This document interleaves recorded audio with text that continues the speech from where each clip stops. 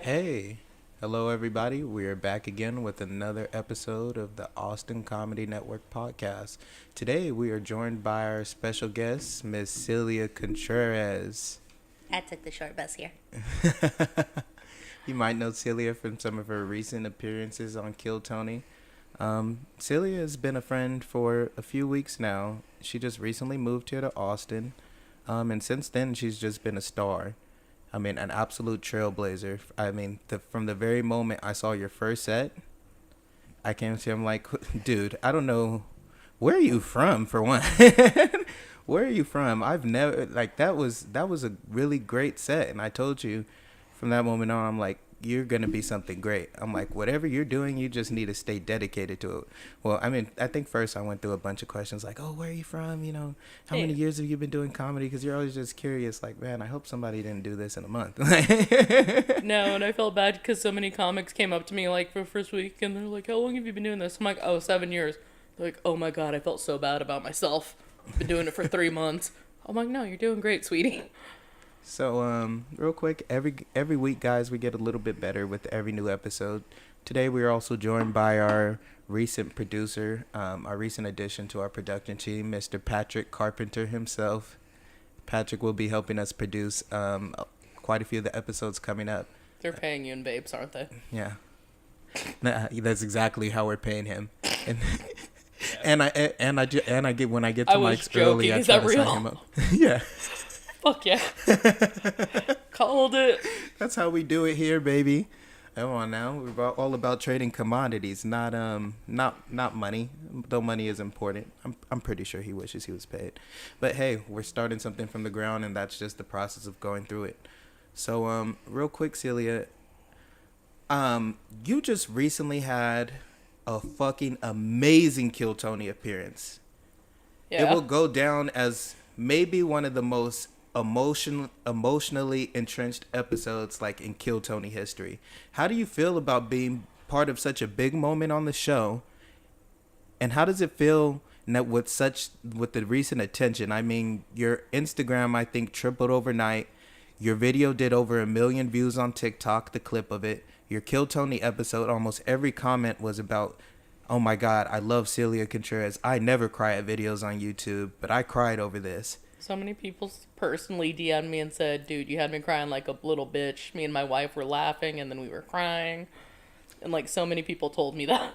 Yeah, and I felt it in my heart when I watched your episode too. As somebody who personally knows you and watches how you get up on stage every day and kill it, and then when you sit there and we come home at night and we talk about, like, you know, we have those late deep conversations about our past and stuff, and just knowing where you came from, you know, and the things that you have to struggle with, even throughout your entire journey through comedy in Phoenix. You know, you did not have an easy time while you were out there, even though you were a great performer. You know, it wasn't easy. Can you tell us a little bit about that journey? Like, what made you decide to get into comedy in the first place? So I talked about it a little bit on the interview. Like, I wanted to do comedy, like, since I saw George Lopez, Why Are You Crying?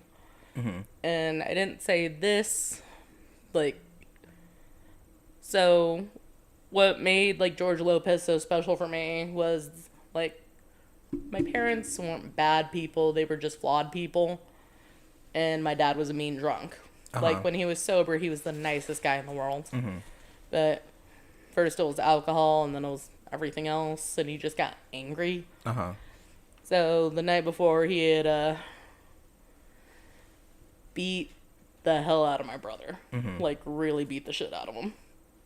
And, like, I don't know if that's the same night he broke my sister's nose. No, that was a different night. But, so, like, all this shit happened. The cops were called. My dad was taken to jail for a night. He got out the next day, and, like, he went to Hollywood Video, and he's like, I got this, and he pops it in. And, like, it was just fucking magic.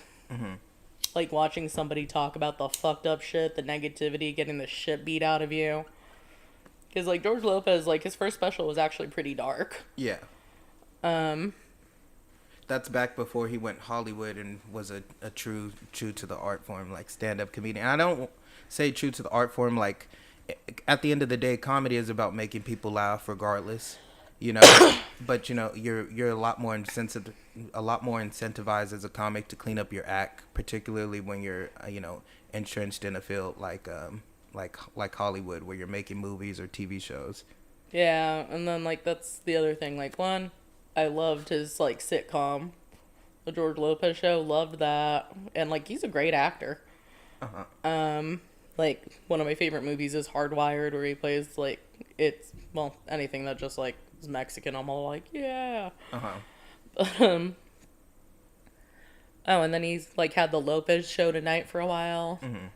But yeah, like one of my life dreams is to actually meet him. I know, like I've heard he hates other Mexican comics and doesn't want to help them out. I'm like, okay, that's cool. I get it. But you would still want to meet him regardless. Yeah, because I want to thank him. Because he inspired you to become what you are today. Do you think seeing that special, like that moment changed? Was that your first exposure to comedy? So my dad always loved stand-up comedy, but like it was the first person like he was talking and like I understood what he was saying. And you like, got the jokes. Yeah, got the jokes, and like he was talking about going to Disneyland, and like when I went to Disneyland with my family, we left after 20 minutes because it started sprinkling because my dad didn't want to be there. We went to SeaWorld and we spent more time there. I'm sorry, did you say you went to Disneyland and left in 20 minutes? Yeah, my dad said, fuck this, it's raining. And there's too many white people here.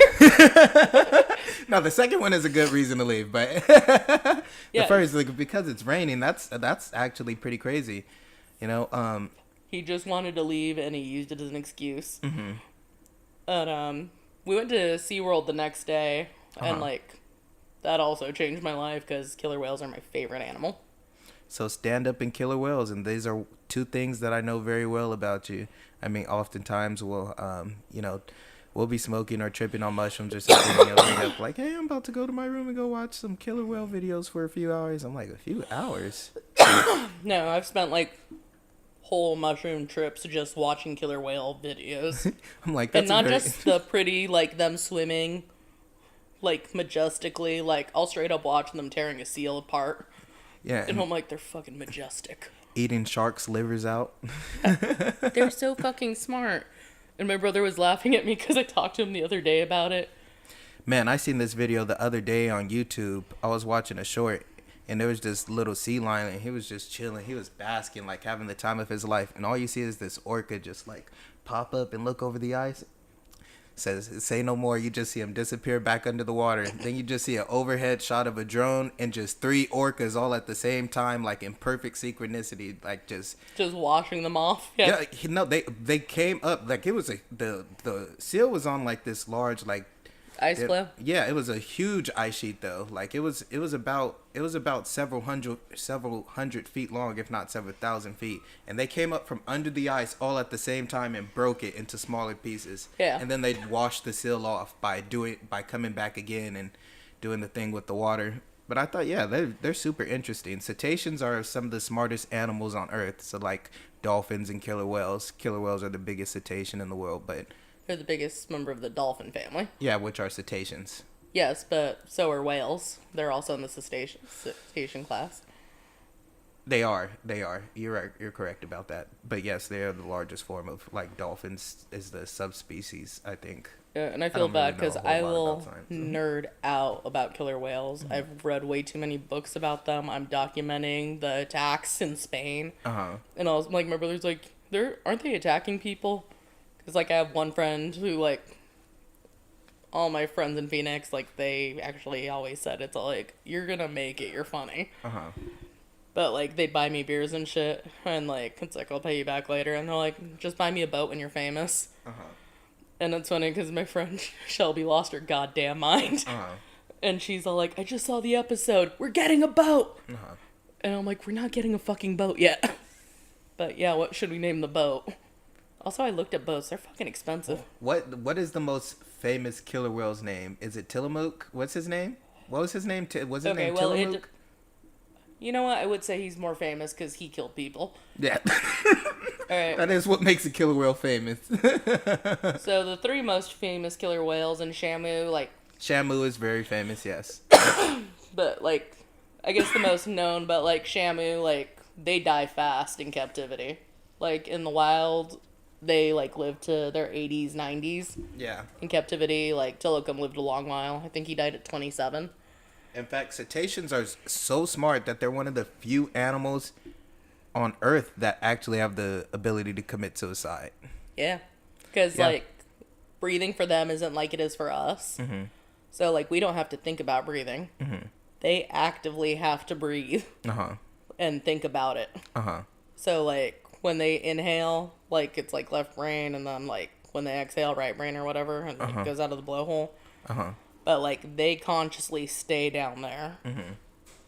Because, like, they have to go back up, and they just don't. So they're, like, literally just holding their fucking breath. Wouldn't it be crazy if one day you went out into the ocean and you just saw, like, a majestic, like, pod of dolphins, and then they just start talking shit. Like, they just start speaking English. Fuck you! Start talking shit. I saw your episode on Kill Tony. Wouldn't that be the craziest thing? But they only talk when you're alone. Would that be That would be awesome. That would be awesome. But it would be one of those things that is so crazy. I respond better to negative comments than positive comments. Like, if this Roseanne shit had happened, like, 4 years ago, I would be all like, yeah, no, this ain't real at all. And, like, I'd probably be mean about it. It's like, you're fucking stupid. What the fuck are you talking about? Like, if you tell me I'm a piece of shit, I'm like, yeah. But, like, it took, like, because the pig's blood comment, like, I said that to comics when I moved to Phoenix. I'm like, why are you being so nice to me? It's like, because you're funny and you're polite. And I'm like, oh. Yeah, you're extremely funny. You're extremely polite. You're very generous. And you're truly a kind-hearted person. You're a good spirit. And I think everybody has recognized that from the moment they seen you. And it's so funny because probably like 3 days before Kill Tony, we were tripping, and you were saying like, "Oh, I'm gonna get a job. Like, I don't know. I think I'm gonna go start working at McDonald's or something." Like, I don't know what you're saying. You're talking about because we were tripping, or I was tripping pretty hard, and you're like, "Yeah, I'm about to go start. I'm gonna get like a conventional job because I need money or whatever. I don't want to end up going broke, even though I have like, I have stuff saved up. I'm not doing bad, but."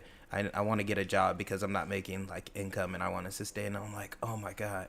Like, I don't know what's telling me to tell you this, but the universe is telling me to tell you, don't get a job. And I was like very adamant about that. I was like, don't get a job. I'm like, there's so many people I see who get a job, and I mean, it's just because comedy is one of those things, one of those art forms where you have to dedicate like a lot of time and effort and energy into it.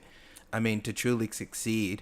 And unfortunately, like, working is one of those things that can easily distract you and take away from your time. And people are all about patterns. So it's easy to do mics once you've got adjusted to it. Like, once you've got adjusted to doing shows and mics, and it's become easy to do 3, 4, 5 things a day, I mean, it's just commonplace at that point.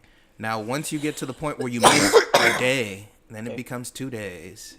It becomes 3 days. Then you only go out to do one thing in one night. And then it spirals, and it ends up becoming a pattern of you not being able to get out or write or invest the time that you want.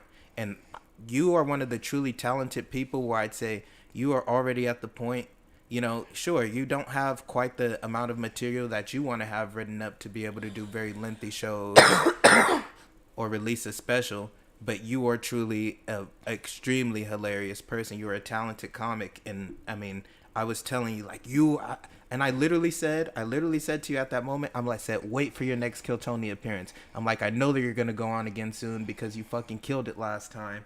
I'm like, okay, the bucket isn't rigged. That's not what I'm saying. I'm just saying, I know you're going to go back on. I just want to say that. Yeah, I'm not saying that. I'm just saying, I know you're going to go on again soon because you fucking killed it last time. And sure enough, like the universe was speaking, a few days later. And what did I say at that time? I said, people are going to offer you jobs when they see you. I said, all you need is exposure. I said, you are talented. Like, And I can't, and even to this moment, like I can't stop drilling it out enough because like I truly loved when I meet people like you, like truly talented people who are humble. Like you're so humble about your talent. You will never admit to the world that you have talent. Never. I just don't believe like it's in you, and it's something that you're gonna have to work on. Just like so many of us have to grow because comedy is is what laughter is one of those comedy things. is subjective. Yeah, comedy is subjective, but I mean like laughter internally and externally, like understanding comedy. It's laughter. Comedy laughter is on a paradigm, right? Happiness, the paradigm to or the polarity to happiness is pain, right? Which is why so many people who are in artsy fields, particularly like comedy, had so much that they went through as a child or as a teenager. Like trauma is what builds these massive characters. I think there's a quote that goes like the most massive characters are covered with like tons of scars or something like that. I don't know if you've ever heard that before. I haven't heard that one. Mm-hmm. But I do want to ask you, I want to get into that a little bit. Like, tell me a little bit about your early life. Like, what was it like? Where did you grow up exactly? Like, and what was it like in your childhood years? Like, how was it? All right. So, I grew up in Flagstaff, Arizona, which is a mountain town. Like, it's on the way to Grand Canyon. Historic Route 66 passes through it. I don't know if, like, it goes through California, too, so I'm sure they mentioned it in your school. Lived right off your Route 66, yeah. Yeah. But, like, also, I'm not going to do that, okay? For those of you who don't know, Route 66 reaches from, like, one end of the United States to the other, and it goes through various states. But it's one continuous highway, and, like, you don't need to fucking know this, I'm sorry. But, like, we had it drilled into our heads at school because it goes through Flagstaff. It's like, we fancy. Yeah, we also had to drill through our heads. I mean, we went through, not quite drilled, but every year we had an annual, like, car show, like a Route 66 car show in San Bernardino, California. Yeah, because I lived right off of Route 66, whether it was San Bernardino, Rialto, Fontana. They're all right off of Route 66. The street there is called, like, Foothill. But, yeah, Route 66 goes all throughout the country, and most of it now is just, like, isn't really like a highway, though you can still drive through it. It's kind of like more... It's like a touristy thing, and yeah. There's attractions all throughout it, because it was, like, a big deal. Like, in, what was it, the 70s or 60s? I don't remember. Like, also, look the movie Cars is based off of it. Yeah. Yep. It's a good movie. I used to feel good about that. Every time I see it, I don't want to go cow tipping.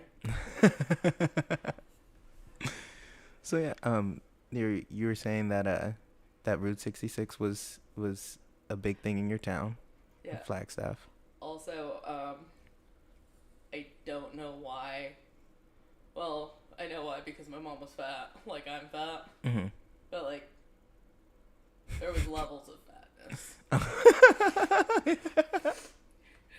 Like, as a fat person myself, I identify with this. Yeah. But, like, this is, like, I'm technically not at my fattest anymore, but I do feel like I'm rounder.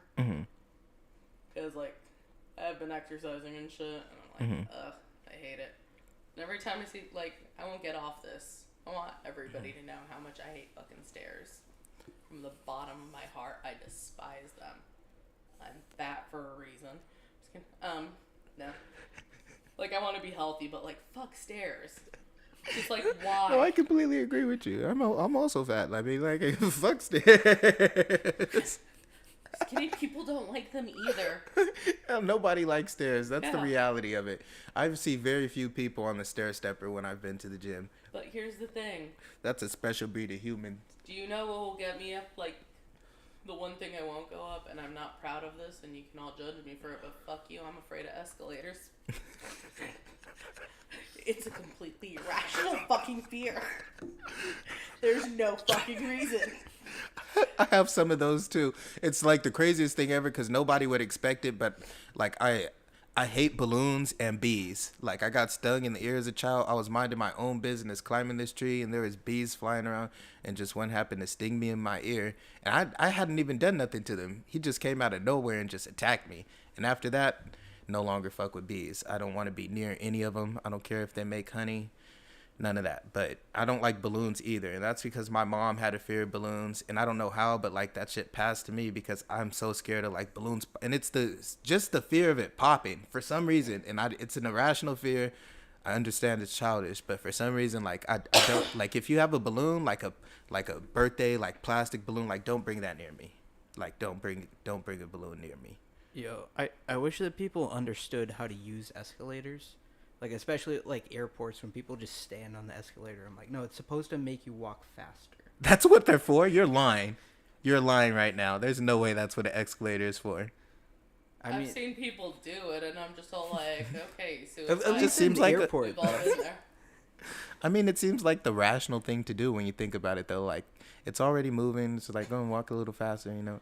But I don't know if I'm just. It's like the stair version of like those things at airports where you're like walking in like a straight line, and it helps you walk faster. It's like an incline. I don't know. Oh my god, I was so glad when the escalators broke at Skankfest. Like, there was stairs, but there was also an elevator, and, like, my friends care about me. Like, my friends love me, and I had, like, two of my friends. Actually, I had a lot of homies from Arizona there. Some of them volunteered, and but I took my ride or die homie. Well, actually, my best friend in the world is David Case. But, like, I take Hector with me, and I needed him there. Because, like, I got shy, and I'm like, I don't want to bump through people. And he, like, grabs my hand, and he's like, come on. He's like, you're the talent. You get to cut through people. And I'm like, what? And also, I just cried. Like, when I found out I got into Skankfest, I started screaming and crying. And, like, I woke up, I, like, saw that. It's all, like, Celia, Contreras, Skankfest. And I'm like, this is the polite fuck you. We went with another candidate. And I clicked it. It's all, like, and then I, like, the last word was in bold. It's, like, offer. I'm like, what? And then, like, it registered, and I started screaming, like, really loud, and, like, jumping up and down. To the point my roommate thought, like, I saw a rat or something. And he's like, are you okay? He's like, what the fuck, bitch? And I'm all like, I got into Skankfest! And he's all like, fucking thought you were dying, you stupid bitch. And then he goes out the door, because he was running late for work. And it's funny, it's like he came back like 5 seconds later. He's like, I'm still running late, but I'm actually super proud of you. It's like, and clean up your fucking room. And I'm like, okay. How was the first time you went to Skankfest? Well, good, because you did a naked performance there, correct? Yeah, I was more calm after that. Because, like, Hector and, like, Rob were like, make way, make way. And I'm like, it's like having a weird little entourage. And I'm like, I was thankful, and, like, people were like, okay. But, yeah, because they'd just be like, she's on the show, she has to get to the next one. And they just, like, usher me through the crowd, because, like, depending on the day, I'll be all like, yeah, unless, like, really have to pee. I'm just kind of like, I don't want to bump into anybody, because it's going to create a pinball effect. And then I'm going to cause a wave, and everybody was going to know it was me. But, like... I feel like I'm pretty high right now. I am Could too. you pause that stream for just a second, and pause the recording? Because the guy's downstairs and I keep getting distracted, and I need to go grab him real quick so we can continue.